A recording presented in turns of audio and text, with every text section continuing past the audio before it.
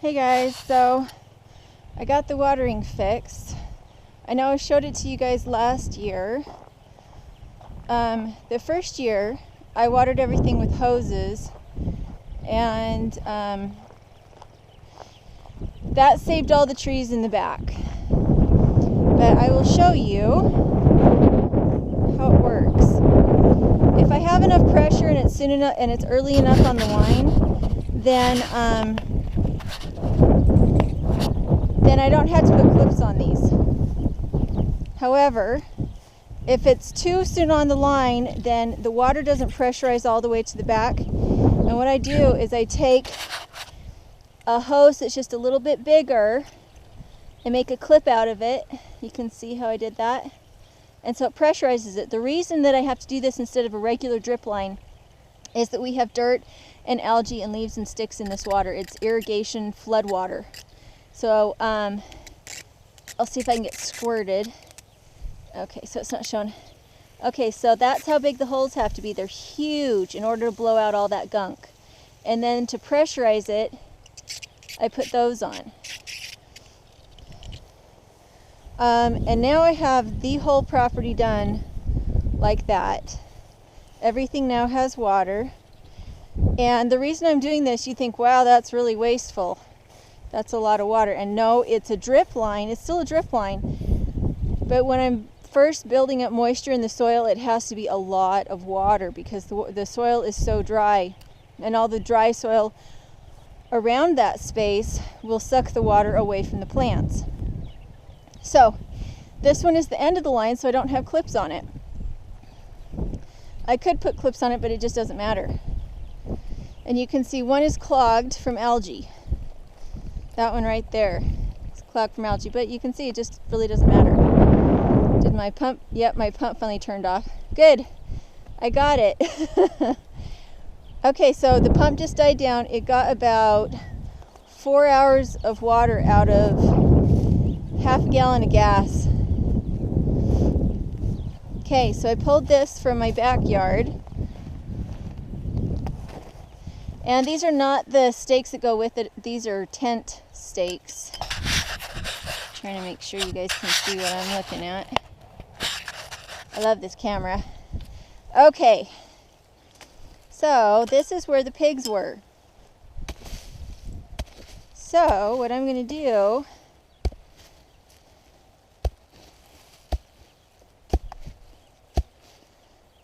is plant pumpkins here. This is not where they were pooping a lot. This is where they had their hay. And the reason I'm not using a shovel is because I can't find it. So this has a lot of carbon in it. It has some pig poop, but it also has just a lot of carbon in it. So that carbon will offset the pig poop. This is my little case of, what are these? Squash and pumpkins. So,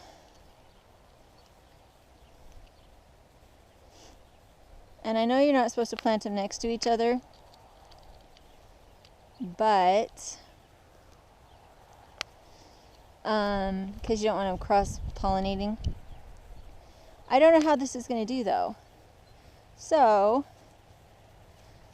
I'm going to put them in and cover them up, and then I'm going to make another spot. I'm not going to cover them up with mulch. I'm just going to make sure that I can still see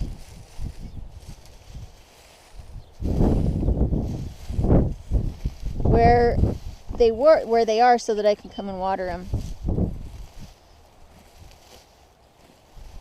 So, one of the reasons I'm going to use this is because we still get frost at night, and that way I can close it. But the other reason is to keep the cats from digging it.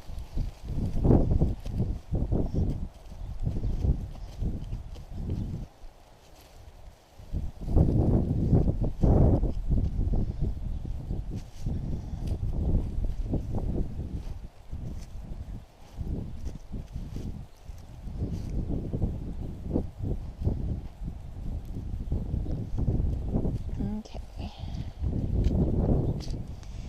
And I'm kind of hoping, can you still see? I'm kind of hoping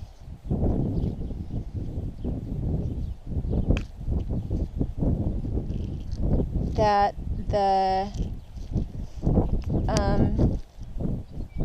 the pumpkins just take over this whole area. That's kind of what I'm hoping. All right, so there's that. There's my 2 spots. And this is kind of, I mean, you've seen the videos where Kai comes out here and just kind of jumps around. And this is just, you know, kind of fun. I don't know, but what I'm going to have to really move some of this mulch so that it's even, because that bottom needs to pull down. And this, I have siblings that are younger than this. My mom used this for a lot of years. And yes, all my siblings are grown up. Isn't that funny? Some things just are so good about not dying. Now, the reason I want to be able to look at this and make sure that it's even is because I have to be able to bury the edges so no cold air gets in there.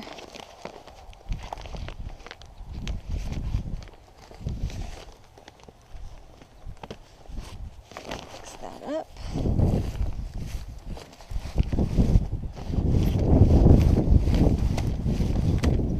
There we go. All right. Yeah, and these tent pegs were way better than what came with these. Darn it, that's not good.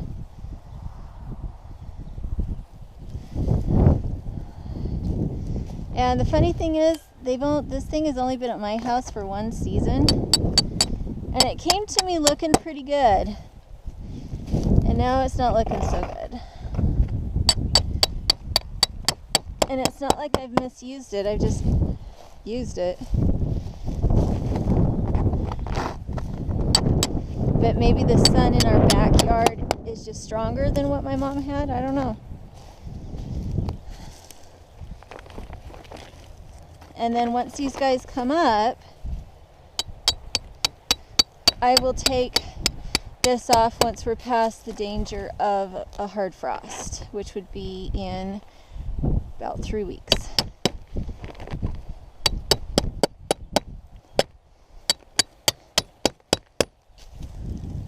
All right. And then I'm just going to kick some mulch up around the bottom so that it kind of buries that edge. As long as you kitties don't come out and put it all back up, huh?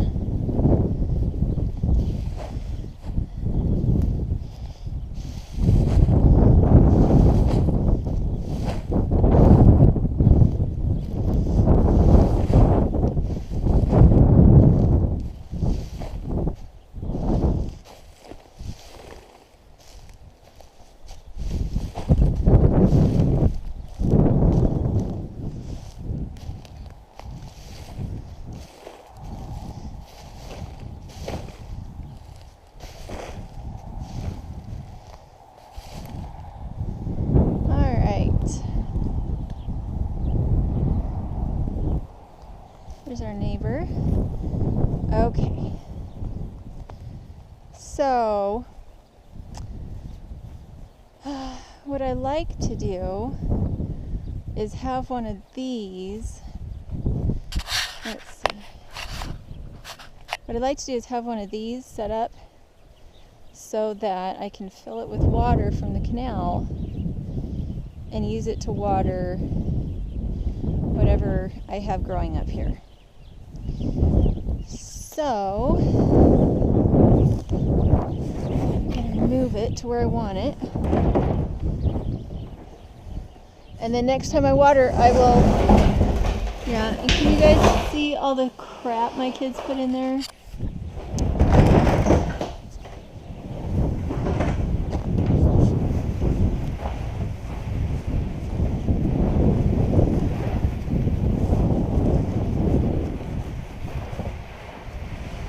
Okay, and then what I do,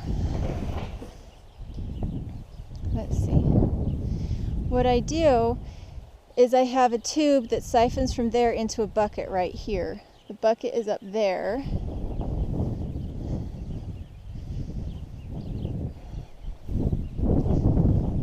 This time of year I start to get really, really sore. Just sore. You can see you see? See my flowers are starting to come up? And this one is a dry area. That one tried to come up but then didn't. Anyway, let's see. You guys can see the strawberries look good. These are narcissus on the top. At least that's what the lady that gave them to me told me. Hopefully they just kind of take over. I haven't seen any of the willows leafing out yet, but they're still quite green, so they probably will. I watered yesterday and then I watered 2 days ago. Again, I'm trying to get a water reservoir in the swale. And you can see I've got weeds, and I'm not really upset about the weeds. Like I said, everything that I have in the swale is an aggressive plant. The willows should be aggressive. As long as I get water to them, they should be aggressive. The strawberries are aggressive. The garlic is aggressive. The comfrey is aggressive. The mint is aggressive. All of my clovers, all of my flowers in there that I have for the bees, it's all aggressive. So, do I have anything else planted in there that I'm not remembering? I don't think so. Okay, so you can see that the service berries are blossoming. The clove currants are blossoming. The sea berry, it's a sea berry? Sea buckthorn maybe? I don't remember. I got the male and the female. I have some aspen that have come back. And again, this is what I siphon into so that I can then not have to walk all the way up to the house every time I need to water something. And I've done the same thing in the greenhouse. I have a container that I fill up with water that's about 50 gallons, I think, in the greenhouse. And because it's there, whenever I need to water, I just fill my watering can instead of having to go turn on a tap. So we're going to put this here, and then I will run a hose out to this that comes off of the ditch pump, and that should work really well. But for now, I need to just go get some water. Is there anything else I need to show you guys? I'm going to close this up for the moment. Again, just so the cats don't get in and dig it up. I'm going to bring out other things. You guys see what I'm doing. I'm going to bring out other things and try different ways of protecting them. And I think I'm going to do some sunflowers back here too.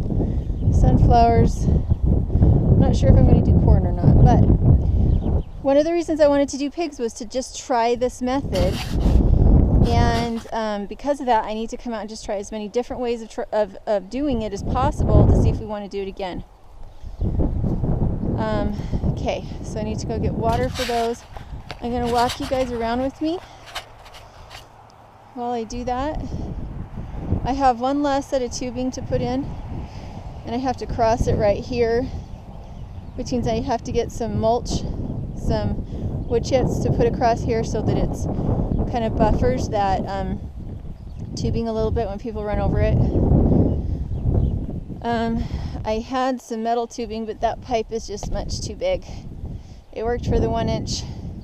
I put the 1-inch tubing inside of a metal pipe, but this is bigger than the metal pipe.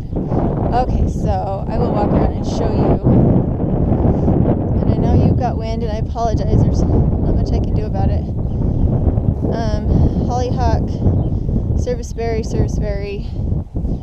Saskatoon, whatever you want to call it. Poppies, honeyberry,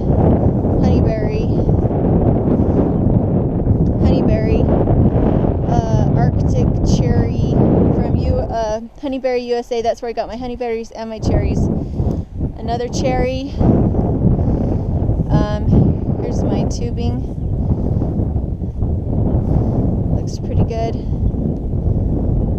Some of them I need to move them a little closer to the plant.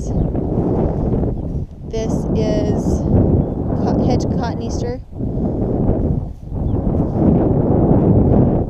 Have all sorts of other things. I do have to come by occasionally and make sure that everything is not plugged, but I enjoy being outside, so that's not really a problem. And as this water continues to feed this space, it'll fill up with weeds, which will cover the hosing, which will protect it from the UV. I still need to make a hole for the asparagus. My kids come out and eat it raw, and they harvested it all last night, so I'm really surprised I found that one. Cherry, Lapland's cherry, clove currant, apricot.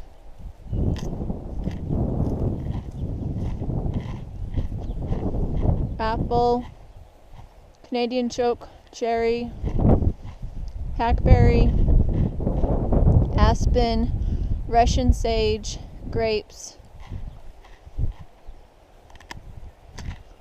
What else? I planted some apricots in there, but I don't know if they're going to do okay. European prune, Stanley plum, rose, bleeding hearts, rose, celandine, peach, apricot. Oh, and I wanted to show you guys. I have a hard time making it back to the greenhouse. It's so far away. So I have a lot of things planted up here. Lovage, rosemary. The way that I do this is that I cut a hole in the side and put one of these fabric stakes, landscaping fabric stakes in, and it holds it on.